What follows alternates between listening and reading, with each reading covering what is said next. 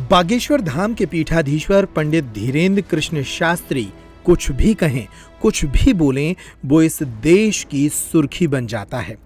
अब बागेश्वर धाम के पीठाधीश्वर ने 2 दिन पहले धाम पर आवासीय सुविधाओं को बढ़ाने के लिए एक नए प्रकल्प की शुरुआत क्या की, देश भर में फिर हंगामा मच गया। बागेश्वर धाम के पीठाधीश्वर ने दरअसल धाम पर ही एक नवीन हिंदू ग्राम बनाने का ऐलान किया था। उन्होंने यहां विधि विधान से एक स्थान पर भूमि पूजन किया और कहा कि वे यहां 1000 आवास बनाएंगे और उन लोगों को देंगे जो सनातन संस्कृति के अनुरूप बागेश्वर धाम पर आकर रहना चाहते हैं। दरअसल इसके लिए वे बागेश्वर धाम की ओर से जमीन देंगे और निर्माण का खर्च उनके श्रद्धालु उठाएंगे। उनका ये बयान देश भर में वायरल हो गया और कहा गया कि ये हिंदू राष्ट्र के लिए हिंदू ग्राम की शुरुआत है। अभी भारत में एक भी गांव ऐसा नहीं है जो स्वयं से हिंदू ग्राम घोषित हो, लेकिन हमने मन में विचार किया लगभग 1000 परिवार बागेश्वर धाम के 1000 मकानों में रहेंगे। जिस भूमि पर हम लोग बैठे हैं, इस भूमि के आसपास वह 1000 निवासों का निर्माण होगा, जिसके लिए भूमि बागेश्वर धाम जन सेवा समिति से दी जाएगी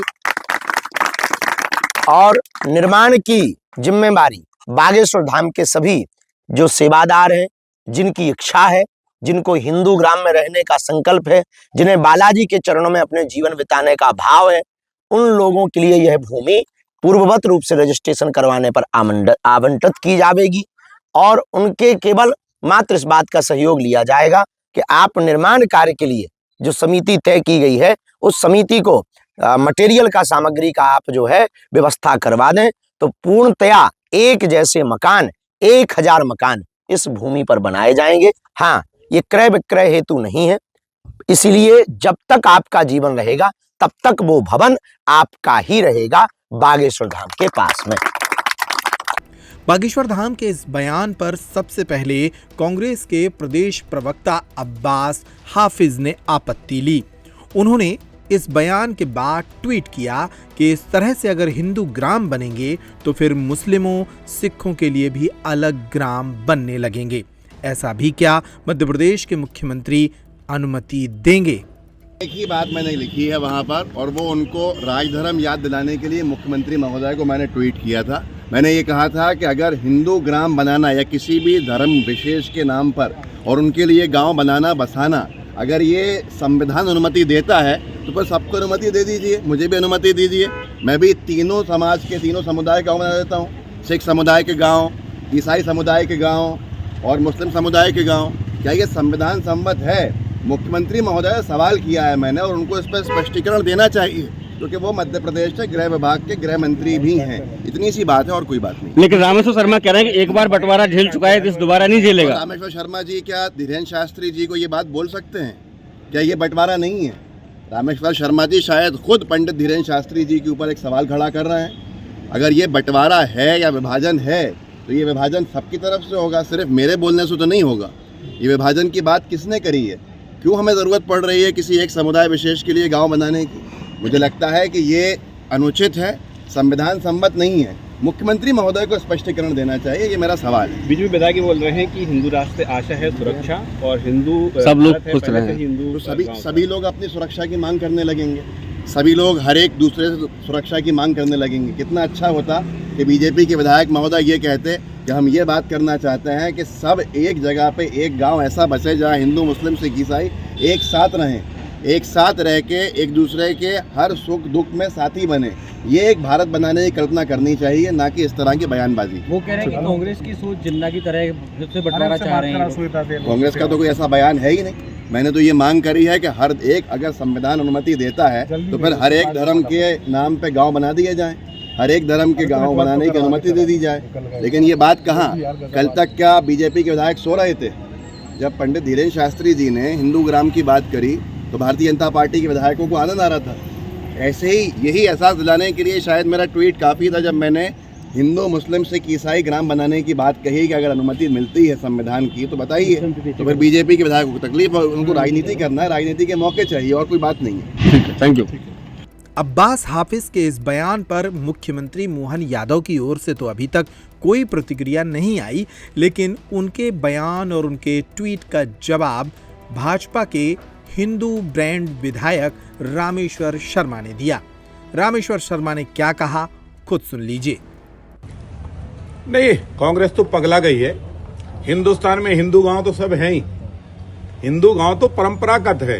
हिंदू गांव का मतलब है कि सबके साथ सबका विकास, सबके मन में भरोसा और विश्वास, कोई असुरक्षित नहीं रहे, सब सुरक्षित रहे, सब बहन बेटियां जो है आजादी के साथ घूम सके, कोई भी दुष्ट किसी बहन बेटी के साथ छेड़खानी न कर सके। ये है हिंदू गांव।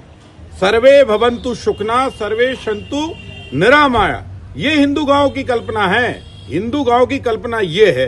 तो इस हिंदू से क्या छत्रपति शिवाजी जैसे योद्धा से क्या भारत को कोई खतरा है? महाराणा प्रताप से देश को खतरा है? गुरु गोविंद सिंह जी से देश को खतरा है? छत्रपति गुरु तेग बहादुर जी से देश को खतरा है? क्या गुरु गोविंद सिंह के दोनों बेटों से देश को खतरा है? क्या भगवान गौतम बुद्ध से हिंदुस्तान को खतरा है? क्या गुरु नानक से हिंदुस्तान को खतरा है? क्या राम से हिंदुस्तान को खतरा है? क्या कृष्ण से हिंदुस्तान को खतरा है? क्या महावीर से हिंदुस्तान को खतरा है? यही हिंदू है।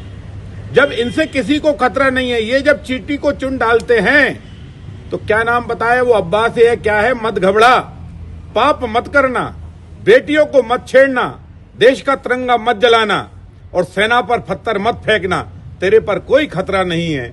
तूने ये काम किए तो ध्यान रखना, तुझे बचाने वाला भी कोई नहीं। क्या लगता है वक्तव्य धर्म के आधार पर दी? अब पाकिस्तान की बात करने वालों को कुचल दिया जाएगा, जमीन के 10 फीट नीचे दफना दिया जाएगा। ये ध्यान रखना। ये हिंदुस्तान किसी भी कीमत पर अपने पुराने अपमान का बदला भी आज दिनांक तक नहीं भूला। जिन्ना की भूल रही होगी, नेहरू का दोष रहा होगा। पहले जो बंटवारा हुआ वो आज भी हिंदुस्तानियों को पसंद नहीं है। आज भी हमारे अंदर भगत सिंह की आत्मा बोलती है कि जिस जमीन पर खड़े होकर भगत सिंह ने आजादी का जश्न मनाया था, आजादी की घोषणा की थी, वो नहीं हुई पूरी। आज भी हेमू कालानी को हमें बारंबार याद करते हैं। आज भी राम के बेटे लब के लाहौर को हम बारंबार याद करते हैं। ध्यान रखना कांग्रेसियों, तुम्हारे पाक इरादों ने पाकिस्तान बना दिया होगा, पर तुम्हारे नापाक इरादों ने जो पाकिस्तान बनाया है, उन नापाक इरादों को समझ लो, बार बार समझा दो। अब पाकिस्तान की बात करने वाली जिन्ना की औलाद हिंदुस्तान में तो छोड़, विश्व के किसी भी कोने पर पैदा नहीं होगी। ये देश विभाजन किसी भी कीमत पर मंजूर न पहले था न अब है। ये देश के 45 करोड़ नागरिकों की सब प्रकार की सुख सुविधा देना हमारी नैतिक ड्यूटी है। जो देश के साथ चलेगा हम उसके कदम धोकर पिएंगे, जो देश से गद्दारी करेगा उसके हाथ पैर तोड़ देंगे। कुल मिलाकर बाबा बागेश्वर के हिंदू ग्राम के नए संकल्प से देश भर में एक बार नई बहस शुरू हो गई है। हिंदू ग्राम के साथ वे हिंदू जिले, हिंदू राज्य और हिंदू राष्ट्र बनाने की यात्रा तय करना चाहते हैं, लेकिन इसके आड़े देश के कई लोग आएंगे, क्योंकि ऐसे लोगों को इस तरह के हिंदू ग्राम से आपत्ति है।